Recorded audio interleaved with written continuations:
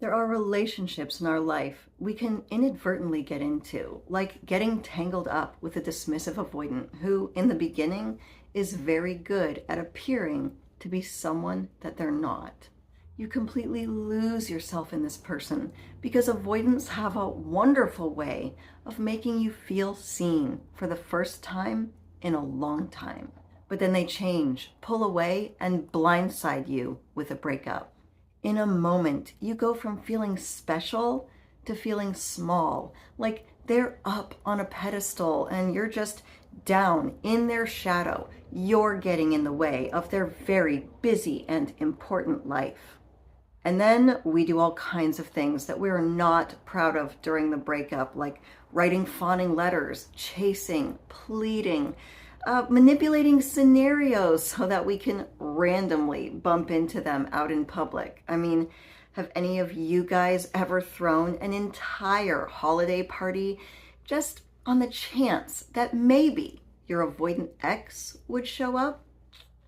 I have. Hello, friends. My name is Maria, and I know how traumatic a breakup with a dismissive avoidant can be. If you've watched my videos, I don't give them any outs. There is no excuse for the cruel behavior these people can inflict upon us. They trigger in us all of these embarrassing behaviors that I mentioned. I mean, when your avoidant leaves you, you might not even know who you are anymore.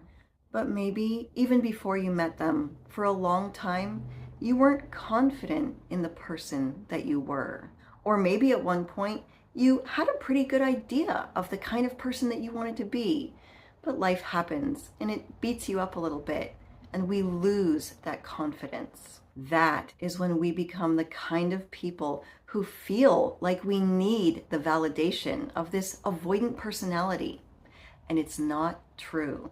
I also know that if you've been struggling with this breakup for a while, you can lose sight of who you are. You might be completely hell-bent on the thought that you and your ex will reunite someday and you're not ready to let them go. And for today, that's okay. It takes a long time to get over someone that you were in love with and that you saw a future with. You're not just mourning them. You're mourning all of the experiences that you guys could have had in 2025. And even though you can move forward without hating your ex, it would be a damn shame if you moved into 2025 hating yourself. And a lot of times that's what these anxious triggers cause us to do. We find ourselves doing actions like texting too much, begging or pleading, and then we begin to hate ourselves for it. That's because these patterns come from a place of lack of self-respect, a place of insecurity, and maybe not really being secure in who we are. Gaining confidence in your identity in this world and in relationships, it is a process. Having clarity on who you don't want to be helps you find who you do want to be. So grab a bottle of nail polish and let's talk.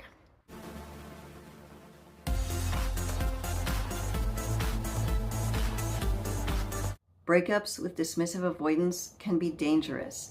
They can take you to a very dark place where you feel like if you don't have them, you don't feel like going forward with anything anymore. And about 5 or 6 years ago, I was right in that place. I was having a hard time even getting off my couch. I felt like without them, I had nothing to live for. If you are currently in this place, I have a video called Transform Yourself After a Catastrophic Breakup.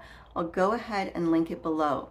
In one of the steps, I talk about the process of going through my house and getting rid of anything that brought me mentally back to a place where I felt weak, rejected, and invisible. Last week, I was on an encouragement phone session with a viewer who's very inspirational, and we got to talking about getting rid of things that bring us back to a terrible place. And I hope you did your homework and got rid of that purse. You know who you are. And it's funny how sometimes I feel like we do meet people in life for a reason. And wouldn't you know, a couple of days after that phone call, I was going deep into a closet, trying to clean clean stuff out for the end of the year, and I unearthed a purse that somehow slipped through the cracks. It was a purse I was wearing at a time in my life where I was getting all of my validation from what everyone else thought of me. If you are unhappy about being alone this New Year's Eve, I can tell you from experience that sitting at home, watching TV, or scrolling on social media, it's by far one of the worst things that you can do. Now, I know that everyone who views this channel, we put a lot of energy into things. You know, to us, things in our life, they mean something. And today with you all, I'd like to go ahead and fill the purse with items that symbolize the anxious triggers that I had back when I wasn't feeling so great about myself. And I'm going to encourage you guys to do the same thing. Let's all get some items together that don't accurately represent the person that we want to be. We will bury it, donate it, burn it. It doesn't matter. This stuff, this crap, it's not coming with us into the new year. The first symbolic item I would like to start with is a pen. I feel like this is so important because I am making the resolution to never again be the kind of person who writes fawning letters praising someone else who has rejected me. I feel like it is an extreme anxiety wound for someone to betray your relationship, pull the rug right out from underneath you, but then you turn around and write them a letter telling them how wonderful they are, thanking them for the experience of being in your life, and then of course telling them that you want to get back together, promising that you will be the person who changes. I remember unfortunately writing a letter to my dismissive avoidant ex, which I'll go over on a video someday. And I do remember praising him for being the kind of person that really had his act together. And I told him how much I admired his strength. I had no idea what I was talking about. Avoidants appear to have their act together because they appear to be masters of emotional self-control. But in reality, they've trained themselves to numb their feelings at a moment's notice. And I know that when they were younger, this is a survival mechanism that they needed to have to survive whatever was going on in the environment around them. And it is sad, but learning how to disassociate or numb your feelings does not come from anything healthy or good. Because people don't numb or disassociate because they want to be present in the reality around them. Mastering emotional self-control does not mean training yourself not to feel your feelings. It's allowing yourself to soberly face your feelings, knowing that they're not always going to be fun and positive, but still facing them and being able to control your actions regardless of how you are feeling. We no longer fawn over people who minimize our value, and that's why in 2025, we're packing up the pen. Now, would any of you believe that my next symbolic item that I'm not bringing with me into 2025 is indeed a bottle of nail polish, and quite a dusty one at that. The color is called Scandalous, and the night I wore this nail polish, I sure as heck wasn't painting my nails. I didn't have any nails. I used to tear my nails to shreds. I was painting my toenails because I was going to see my dismissive avoidant ex, and I'm sure try to give him every single thing that he ever wanted to convince him to get back together with me. My sister saw me painting my nails with this color, and when she found out where I was going, she said, "Maria, I don't think that's a good idea." And I didn't listen to her, and I should have. I can't believe there was ever a time in my life where I took the time out of my day to sit down and paint my toenails to look pretty for someone who could care less about my feelings. Well, that certainly will not be happening in 2025. I don't need my avoidant ex to care about my feelings. I care about my own feelings, and that's why I knew I needed to move forward from him. And there you go. Speaking of my terrible nail biting habit, here's something that can go in the purse. Fake nails. For 35 years, I had a horrible, anxious habit of biting my nails. So whenever I went out and wanted to appear like I was looking good, I pasted on these plastic fake nails. Don't get me wrong, French tips, they sure do look pretty on the outside, but welcome to the other half, where we know attraction is not just about looks. We also have to take care of the inner half, because you can walk around with a beautiful mask on at parties telling people that you're fine.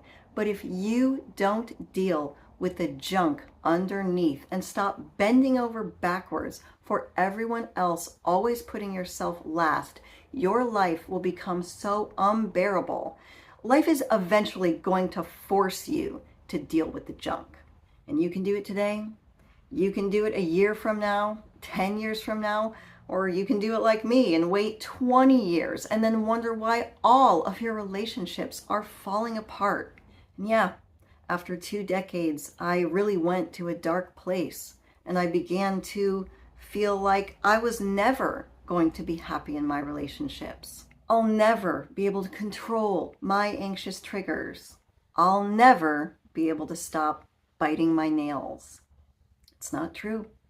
2025 is coming and you can change anything. There is a member video coming out this weekend. I'm answering a question of a gentleman who I don't think has had a lot of experience with women, and he's found himself tangled up with this person that I personally believe probably has borderline personality disorder, probably some narcissism. So we'll be going over that later on this weekend. And oh, don't forget to pack you up a light bulb so you don't keep accidentally giving away all your power. Now, how about articles of clothing? I have 2 articles of clothing that I feel are very symbolic to anxiety wounds that I let totally take over when it came to trying to get my ex back. The first one is a shirt I wore to a party. I knew my ex was going to be there and I had lost a lot of the weight that I had gained during the breakup.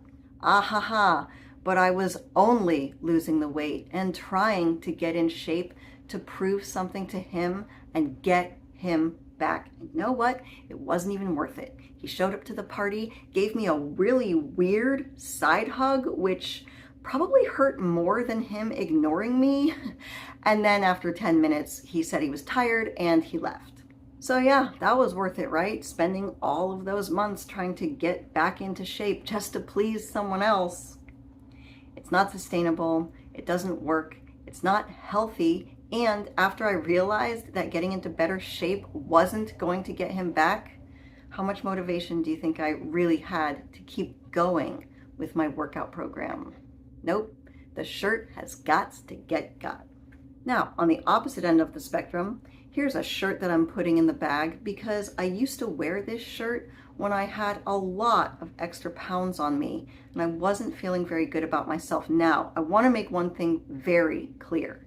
It is not my job to sit up here on this platform and tell people what they should weigh. It's not about the pounds.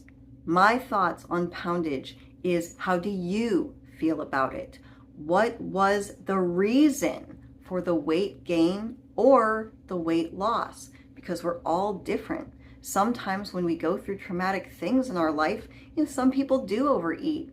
But some people stop eating completely, and neither one of those things are healthy. Plus, there's lots of positive reasons to put on weight. Maybe you've quit smoking. Maybe you have gone through a really bad breakup, but you're finally healing and you're starting to eat again. Maybe you're in a new relationship and you guys are going out to eat all the time and you're having cuddly movie nights with lots of yummy snacks. When I look back at the photos of me when I first had my daughter, do you think I'm looking at the extra weight I was carrying around my midsection? Heck no. All I can see is the big smile on my face and the love in the photo. However, the weight I gained at the time in my life where I was walking around wearing this shirt, it came from always putting my health last and focusing too much on people who did not deserve that kind of energy from me. Just letting outside scenarios dictate whether or not I took care of my own health that day. Letting that breakup allow me to feel like, well, what's the point of taking care of myself anymore? What's the point of working to look attractive if I can't be with them? What's the point of anything? And that's what's scary, when people feel like if they can't get their ex back, they don't want to go on. It's not okay. Just because you cannot get this one person back in your life does not mean you're a failure. You have not failed. And I would argue that in the place you're sitting in right now, you can't even see all of the successes that you're going to have. Life is totally unpredictable, and we get stuck in this place where we feel like it's either A or it's B, and we can't see that life has C, D, E, and F all lined up and waiting for us. Life is worth living, and there are so many great times coming. Remember, just because you've gotten into a pattern or you've done things that you really don't like for years and years and years, you can change anything. And if you don't know exactly who you want to be yet, that's okay. You can figure it out as you go along. But I'll bet, just like me, there are certain anxious triggers that you don't want anymore. And I encourage you, for New Year's Eve, why not collect your own little sack of items, things that remind you of those parts of yourself that feel powerless. Writing fawning letters to exes, giving up your health based on what other people think of you, and feeling like if this one person is not in your life, then life just isn't worth living anymore. We're not taking any of this crap into 2025. You are not small. You're not invisible. And your opinion on what's going on in your own life with you, it matters. New resolution. No more letting people who don't care about your time, who don't care about your feelings, and don't care about what you have to say, eclipse you.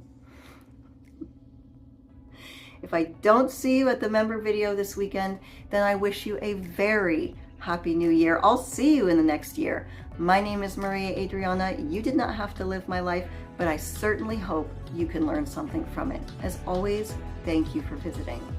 The Other Half.